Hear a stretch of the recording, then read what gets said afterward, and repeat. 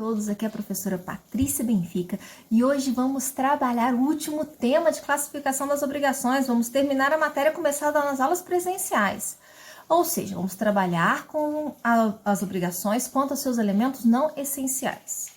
Sugiro que vocês acompanhem essa aula, o comecinho pelo menos, através do Código Civil, artigo 252 a 256. Vamos lá então? A primeira classificação é uma classificação quanto à obrigação ser alternativa. Nas obrigações alternativas, haverá uma pluralidade de prestações possíveis a serem escolhidas, mas apenas uma é devida. Realizou aquela prestação, acabou a obrigação. Ou seja, o devedor ele deve uma prestação, mas ele pode escolher qual prestação dentro de um leque, dentro de algumas possibilidades. Assim, o que será dado, o que será devido, o que deve ser feito, o objeto da prestação, pode não ter sido decidido ainda, mas já há escolhas pré-determinadas, diferente do que acontece nas obrigações incertas. Aqui você tem uma obrigação determinada, várias obrigações determinadas, você só não sabe qual escolher ainda. O artigo 252 traz como regra que essa escolha é do devedor, mas nada impede que seja pactuado que a escolha seja feita pelo credor ou inclusive por um terceiro que não seja credor ou devedor. O parágrafo 1º desse artigo 252 esclarece que o devedor não pode obrigar um credor a aceitar uma mescla entre as opções. Então, se o João, que era devedor, tinha que pintar o muro ou tinha que azulejar esse muro, e por acaso ele não pode virar para o César, querido, e falar assim, olha, metade do muro vai ser pintado e metade do muro ser azulejado. Isso não pode ser feito. O artigo 253 vai dispor que, no caso de impossibilidade de cumprir uma das obrigações, mas existindo a outra, então agora eu não posso pintar o muro, mas eu posso azulejar, a relação continua. E se a escolha era do devedor, ele vai lá e escolhe azulejar. Então, há aqui uma concentração automática nas prestações. Há uma escolha já automática porque só aquela subsistiu. O artigo 256 dispõe que se todas se tornarem impossível, agora eu não posso nem pintar nem azulejar, a obrigação se resolve. Se todas se tornarem impossível e ainda haver culpa do devedor, ficará o mesmo obrigado a pagar o valor da que por último se impossibilitou, mais perdas e danos. Se o caso realmente houver perdas e danos, né? É assim a inteligência do artigo 254 do Código Civil. O artigo 255 vai trabalhar com o caso de uma das opções se perderem, mas subsistir, continuar, ainda existir a outra. Então, não posso mais azulejar, mas posso pintar. Nesse caso, se a escolha era do devedor, nós já vimos, eu já falei isso, que a obrigação continua igual. E agora o João, lá o pintor, ele vai ter que ir lá e pintar e não pode mais azulejar. Vai ficar com a opção que resta. Mas se a escolha era do credor, era do César, o César tinha o direito de escolher, e houve culpa do João, ele perdeu uma das opções por causa de culpa dele, o credor terá direito a exigir a prestação que subsistiu ou o valor da outra e, nos dois casos, perdas e danos. Certo? Essa é a inteligência do 254. Pessoal, então essa lida do 252 ao 256 é de suma importância aqui no Código Civil.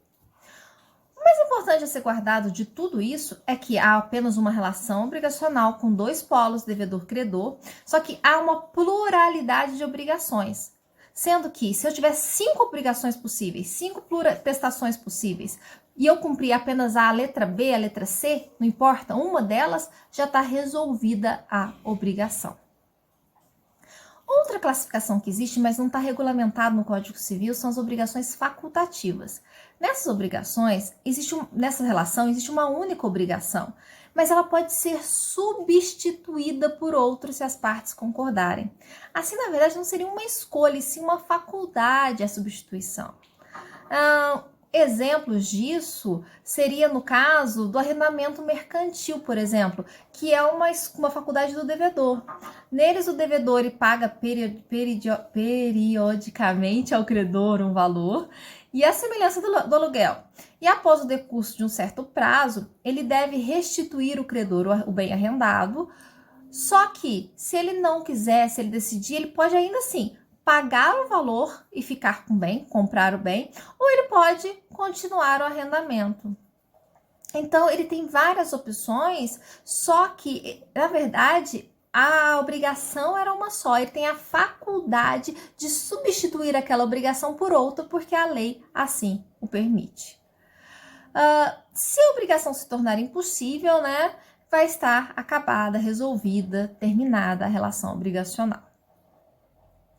Outra classificação, cumulativas. As obrigações cumulativas são aquelas em que há pluralidade de prestações devidas e que somente se extingue diferente da alternativa quando todas elas forem feitas.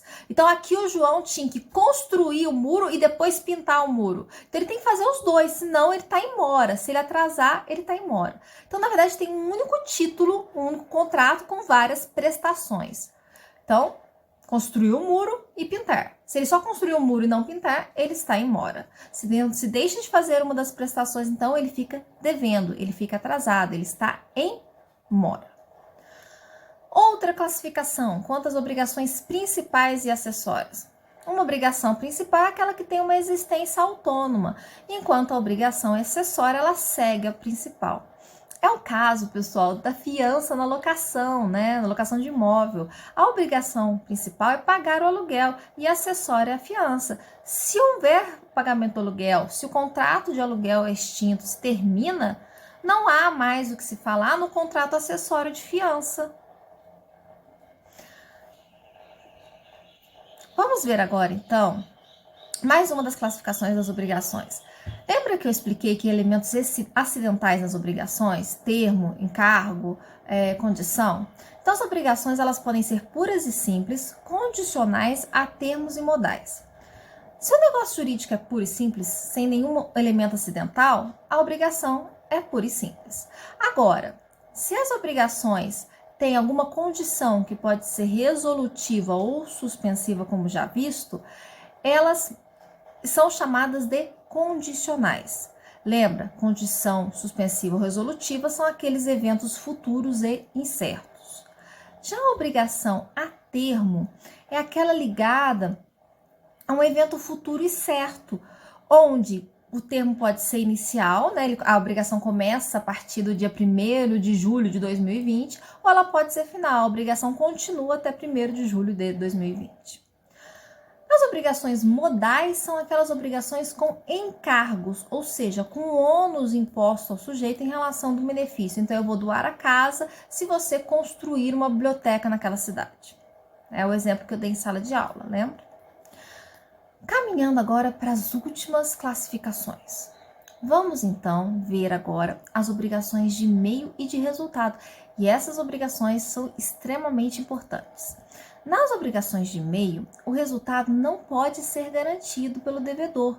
O devedor, ele se responsabiliza em apenas realizar o serviço, mas realizar esse serviço de forma diligente, de forma correta, de forma justa.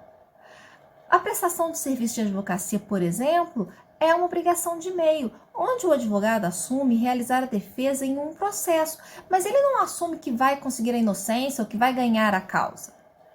Já nas obrigações de resultado é diferente, né? Contrário da de meio. Aqui, nas obrigações, envolvem mais do que só realizar a atividade de forma diligente, de forma correta. Aqui sim, o resultado, ele é pedido, ele é necessário. Então, construa o meu muro. Não adianta só ele começar a construir de forma diligente. Ele precisa que o muro seja entregue ao final.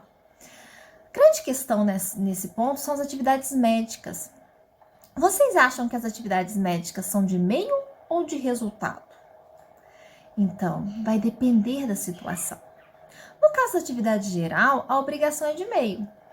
Por exemplo, tratar os pacientes agora com complicações do Covid. O médico ele tem o débito, ele tem o dever de cuidar do paciente, mas não obrigatoriamente de curar. Ele tem que fazer o melhor que ele pode, mas ele não tem a obrigação de dar a cura para o paciente.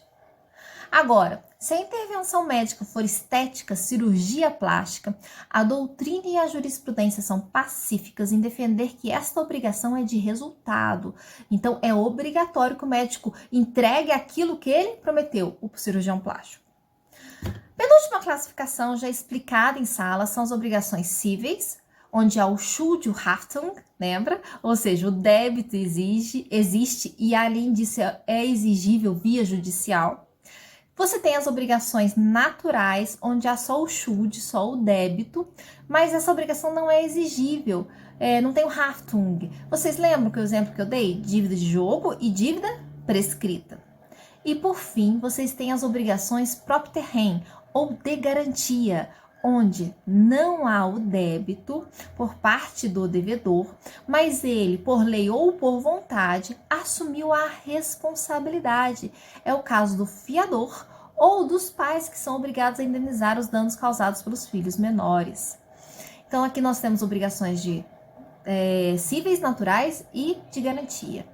E finalizamos essa matéria, agora por último mesmo, com as obrigações contínuas, que são aquelas que promovem sua renovação a cada pagamento. Então, quer dizer, cada vez que vocês pagam, elas renascem no momento em que morrem. Vocês pagaram, ela começa a existir de novo. Então, ela morreu e elas renascem assim no mesmo momento. Seria qual a obrigação? Seria, por exemplo, as obrigações de não fazer, seria as obrigações, o aluguel, seria também, pessoal, o contrato de transporte escolar que os nossos alunos normalmente têm para 20 cidades distantes aqui para Varginha. E aí vai ficar agora a nossa atividade de aula. Diante dessa situação, eu vou colocar por escrito lá, tá, na atividade no portal. Diante dessa situação de pandemia, como deve ser resolvida a questão dos contratos de transporte escolar com as aulas suspensas e em modalidade remota, onde não está sendo prestado o serviço de transporte escolar? Essa resposta não tem 100% certa ou 100% errada. E a gente vai trabalhar para chegar num consenso. Vocês vão mandar o escrito e nós vamos discutir na aula remota. Eu agradeço a todos e tenham uma boa semana.